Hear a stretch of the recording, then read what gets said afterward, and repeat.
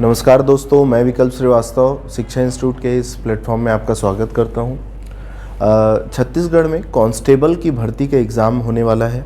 ठीक है, तो हमने सोचा कि जो पिछले साल के एक पेपर हुए हैं जो कांस्टेबल के, उसमें थोड़ी चर्चा की जाए। तो हम ये देखें कि कांस्टेबल का जो पेपर रहता है 4 सेगमेंट में डिवाइडेड रहता है।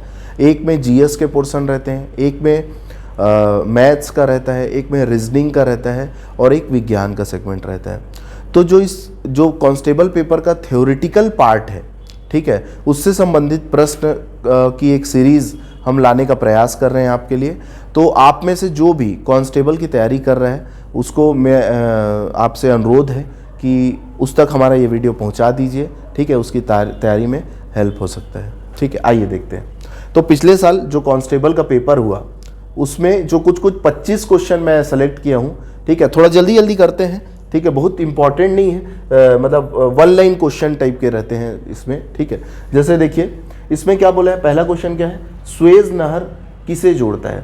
फारस की खाड़ी अरब सागर को, लाल सागर भूमध्य सागर को, भूमध्य सागर काला सागर को, लाल सागर और अरब सागर को। तो ठीक है, हम सब पढ़ते आए हैं कि स्वेज नहर जो होता है लाल सागर और भूमध्य सागर को आपस में जोड़ने का काम करता है। ठीक है, तो इसका सही आंसर क्या हो जाएगा?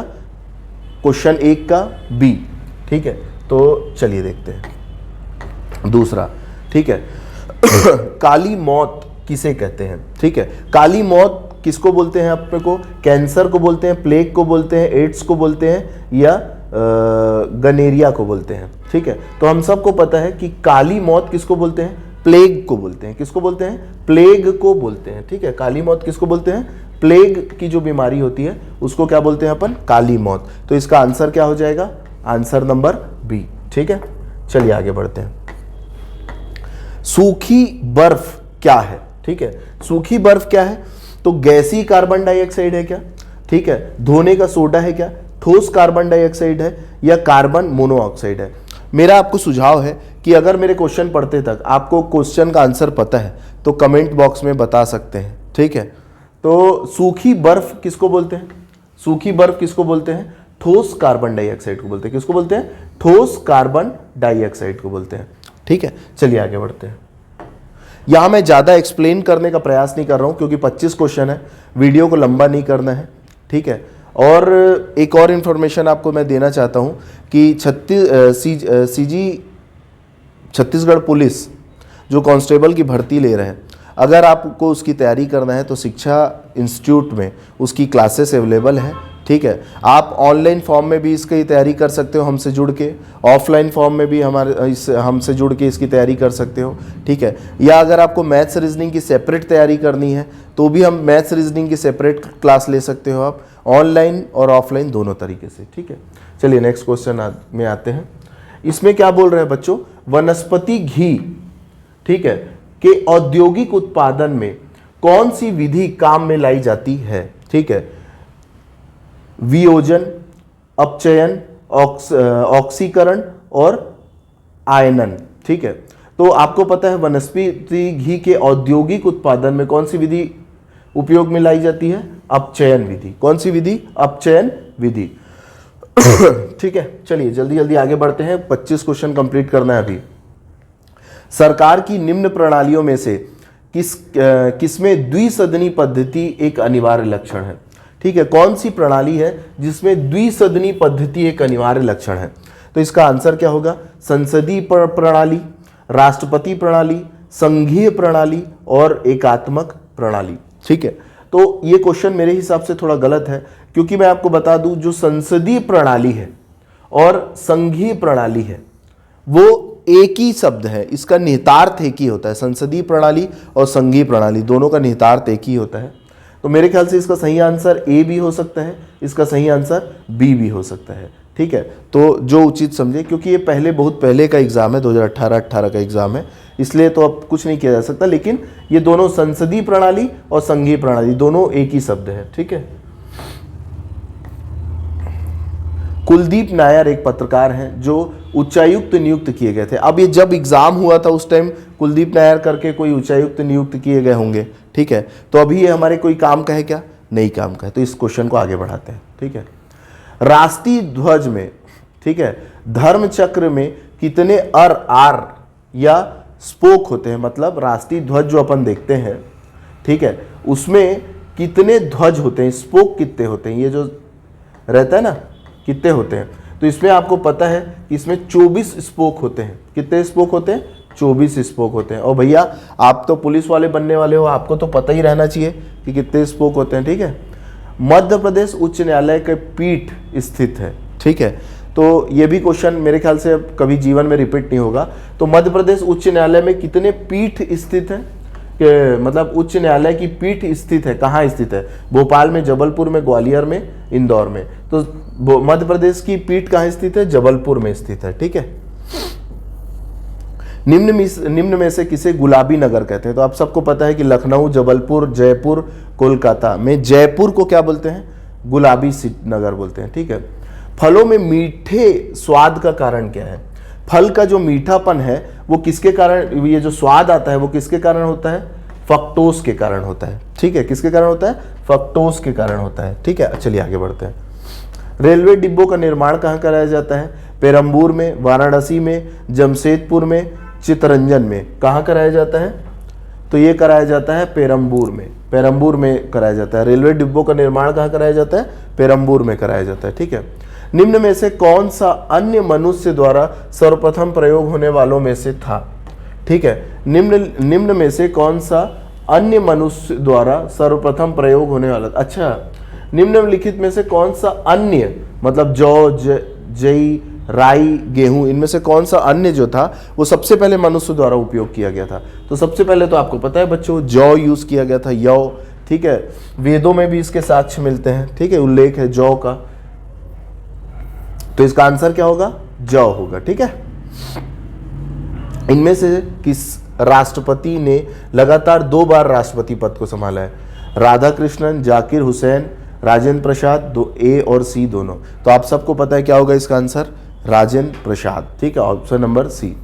किस संशोधन अधिनियम में मतदान की आयु को क्या किया गया था? 21 वर्ष से घटाकर 18 वर्ष कर दिया गया था। तो इसके लिए संविधान में 61वां संविधान संशोधन पास किया गया था 1988 को, ठीक है। तो इसका सही आंसर क्या है? 61वां संविधान संशोधन 1988, ठीक है, 1988 वर्ष में किया गया था, ठीक है।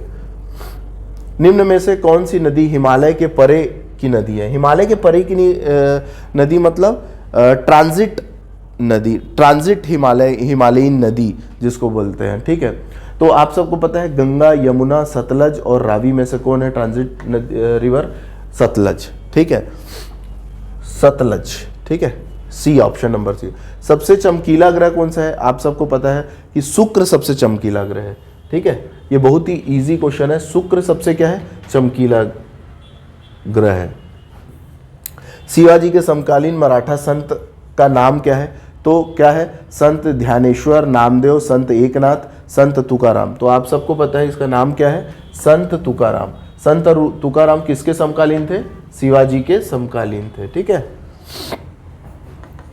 प्रकाश संश्लेषण में पौधों द्वारा निम्न में से कौन सी गैस उपयोग की जाती है? Oxygen, nitrogen, hydrogen, carbon dioxide. तो कौन सी गैस उपयोग की जाती है?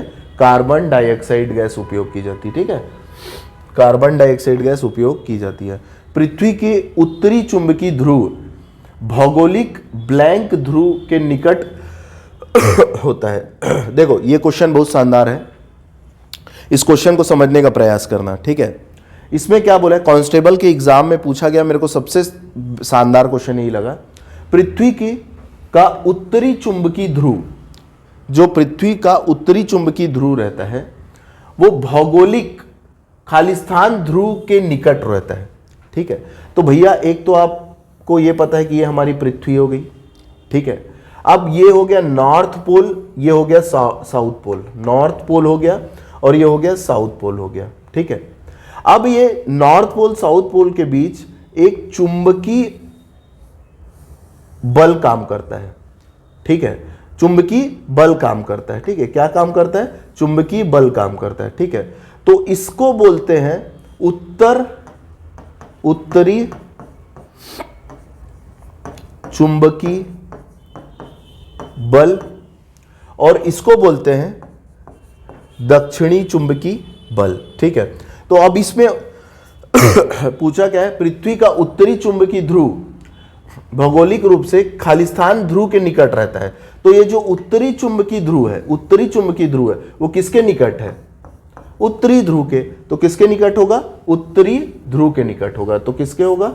उत्तरी ध्रुव के निकट होगा। ठीक है, समझ में आया ये? चलिए आगे बढ़ते हैं। ऊपर की ओर फेंके गए पत्थर के नीचे गिरने का कारण क्या होता है? गुरुत्वाकर्षण बल, ये सबको पता है आपको। गुरुत्वाकर्षण बल, ऊपर की ओर फेंके गए पत्थर के नीचे गिरने का कारण। ठीक है, निम्न में से किसमें विटामिन ए अधिकतम होता है? आंवला में, आलू में, दाल में, गाजर में। किसमें होगा? गाजर में। ठीक है, मलेरिया रोग का कारण क्या है? जीवाणु, विषाणु, कवक या परजीवी? क्या है इसका कारण? परजीवी। ठीक है, परजीवी के कारण होता है। उसके बाद भोजन में शरीर को ऊर्जा प्रदान करने वाला अवयव है। ठीक है, अब जो अपन भोजन करते हैं उससे शरीर में ऊर्जा किसके कारण मिलती है अपने को? पानी के कारण, विटामिन के कारण, क्लोरोफिल के कारण, कार्बोहाइड्रेट के कारण। तो किसके कारण होती है? कार्बोहाइड्रेट के कारण होती है। ठीक है, रुधिर का शुद्धिकरण होता है हृदय से, गुर्दे से, गुर्दे मतलब किडनी, किडनी की बात कर रहे हैं। ठीक है, फेफड़ों से और हड्डियों से। तो आपको पता है इसका आंसर क्या होगा? Kidney, kidney. ठीक है, निम्नलिखित में से कौन सा एक कोशी जीव नहीं है?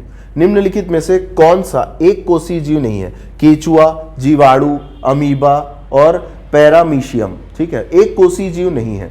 तो कौन है भाई जो एक कोशी जीव नहीं है? केचुआ एक कोशी जीव है क्या? जीवाणु, अमीबा और पैरामीशियम। तो मैं आपको बता दूं कि एक कोशी जीव कौन सा नहीं है। तो जीवाणु एक कोशी जीव होता है, अमीबा एक कोशी जीव है, पैरामीशियम एक कोशी जीव है। केचुआ जो होता है एक कोशी जीव नहीं होता। तो इसका सही आंसर क्या होगा? केचुआ। केचुआ एक कोशी जीव नहीं है, केचुआ एक कोशी जीव नहीं है। ठीक है,